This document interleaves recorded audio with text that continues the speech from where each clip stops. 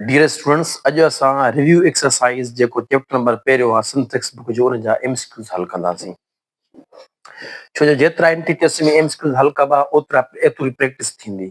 ठीकु आहे। सो पहिरियों एमसीक्यूज़ आहे for any complex number Z mod of Z is equal to, जेको ज़ेड जो मॉड आहे उहो छाजे बराबरि आहे।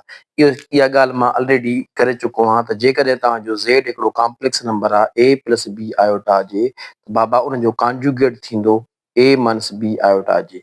ऐं मां इहा कल्ह ॻाल्हि कराई हुई पोइ वीडियो में त हिन जो मॉड छाजे बराबरि थींदो, उहो मॉड इन जो मॉड, उन जे निगेशन जो मॉड, उन जो कॉन्जुगेट जो मॉड, ठीकु आहे, ऐं उन जे कॉन्जुगेट जे निगेट जो मॉड, इहे सभु बराबरि हूंदा बाबा।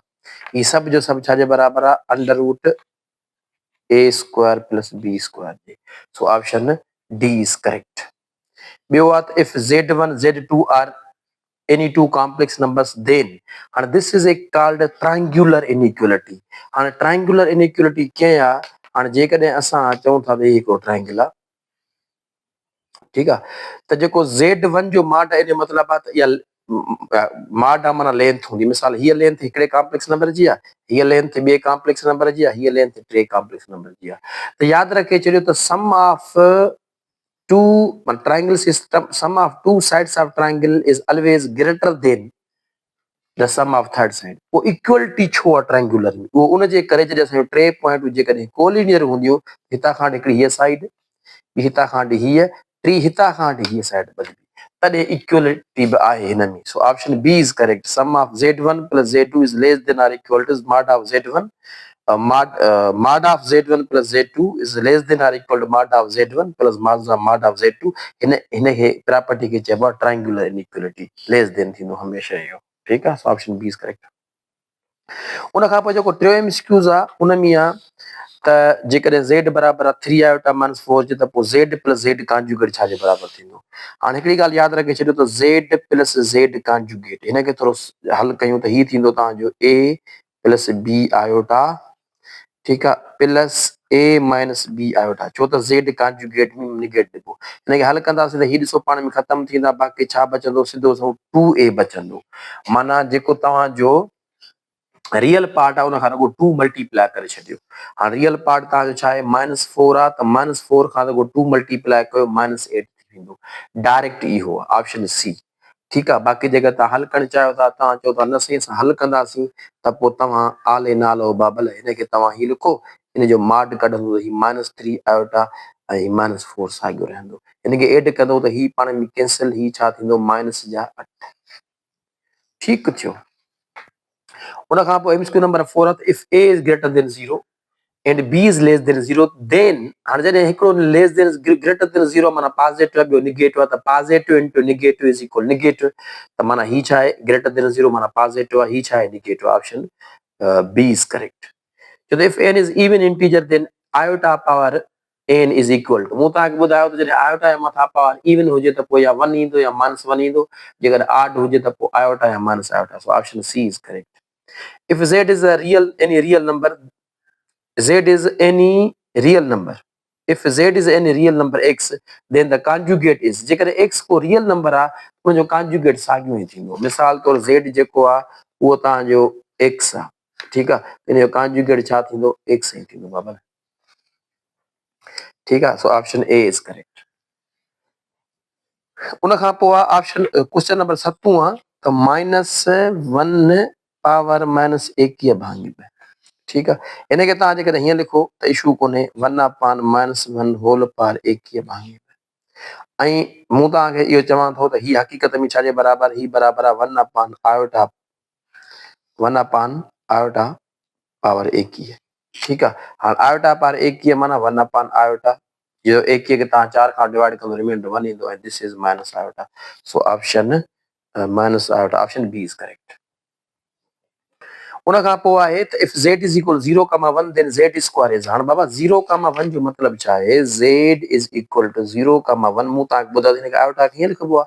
हाणे Z स्क्वायर माना हक़ीक़त में आयोटा स्क्वायर थो पुछे, उहो त -1 जे बराबरि हूंदो आहे। So option B is correct. उन खां पोइ the product of two conjugate complex numbers हाणे जेकॾहिं ॿ नंबर आहिनि उहे हिक ॿिए जा कॉन्जुगेट आहिनि मिसाल ज़ेड आहे ही ऐं हुनजो कॉन्जुगेट छा आहे ज़ेड बार ठीकु आहे त हीउ छा थींदो हीउ थींदो तव्हांजो ए प्लस बी आयोटा ऐं हीउ तव्हांजो छा थींदो ए माइनस बी आयोटा त हीउ छा थींदो तव्हांजो A square minus B iota square हीउ थींदो A square plus B square छो आयोटा स्क्वायर माइनस 1 जे ए इन में आयोटा आहे कोन माना रियल हूंदो सो छा थियो तव्हांजो any real number option A is correct उन खां पोइ चए थो क्वेश्चन नंबर 10 छा आहे 10 आहे त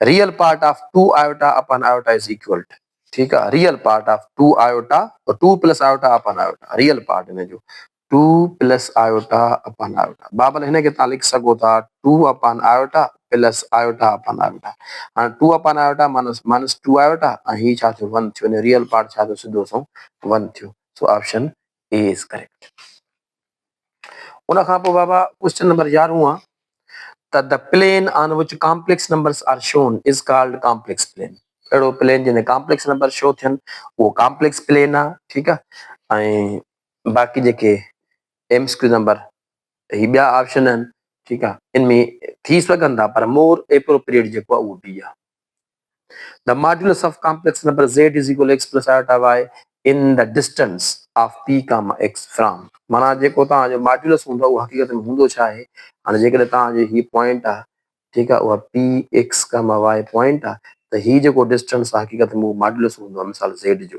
त किथां आहे ओरिजिन खां वठी हुन पॉइंट ताईं हूंदो आहे origin option C is correct So if z1 is equal to 2 plus 3 iota, z2 is equal 1 minus iota, then z1 into z2 जो whole mod. हाणे तव्हांजी मर्ज़ी आहे त ही यादि रखे छॾियो त mod of z1 and mod of z2 ही बराबरि हूंदो आहे mod of z into mod of z2 तव्हांजी मर्ज़ी आहे पहिरां तव्हां मल्टीप्लाए करे पोइ mod छॾायो या पहिरां mod छॾायो पोइ मल्टीप्लाए कयो हाणे असांजो पहिरियों क्वेश्चन छा आहे जेको तव्हांजो z1 आहे उहो आहे 2 plus 3 iota इन जो mod छॾाईंदव त बाबल छा थींदो इन जो mod थींदो ही थींदो 4 ही थींदो 9 इन जो under root is equal to under root 13 ऐं ॿियो छा आहे उहो आहे तव्हांजो z2 उहो छा आहे 1 माइनस आयोटा बाबल इन जो mod छा थींदो इन जो mod थींदो अंडर रूट में 1 जो स्क्वायर ऐं माइनस 1 जो स्क्वायर ही थींदो अंडर रूट या 2 हिन खे पाण मल्टीप्लाए कयो under root 3 into under root 2 ॿई पॉजिटिव आहिनि त ही अंडर रूट में ॿितेरो 26 आहे किथे option option B is correct ठीकु हाणे उन खां पोइ सुवाल आहे if mod of x plus 5 iota is equal to 3 then x is equal to हाणे इहो सुवाल आहे सफ़ा आसान आहे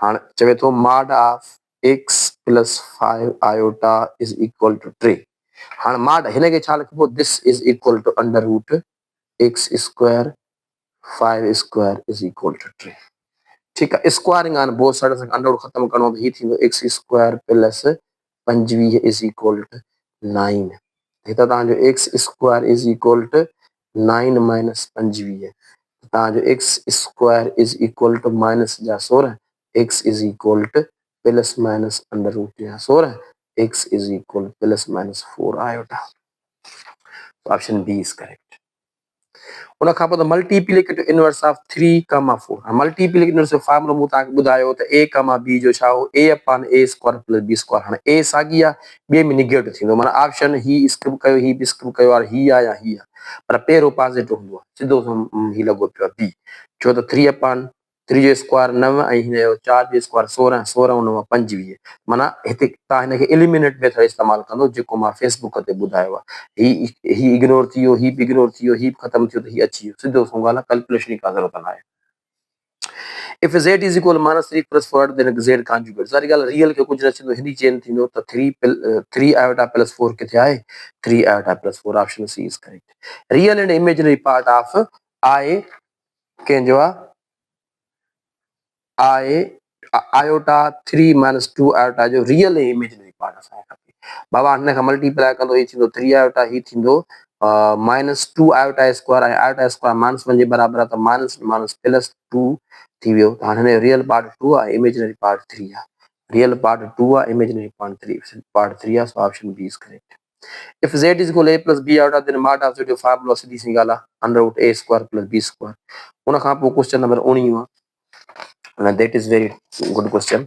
ठीक आहे, इन में त ॿार मोस्टली चवंदा आहिनि साईं हेॾो प्रॉब्लम हल कीअं थींदो, कोऑपरेशन जी ॻाल्हि कान्हे, 1 plus iota 1 minus iota whole पार भले कहिड़ो पार हुजे कोई इशू कोन्हे। ॾिसजो तव्हां छा कयो, हिनखे हीअं लिखी सघो था,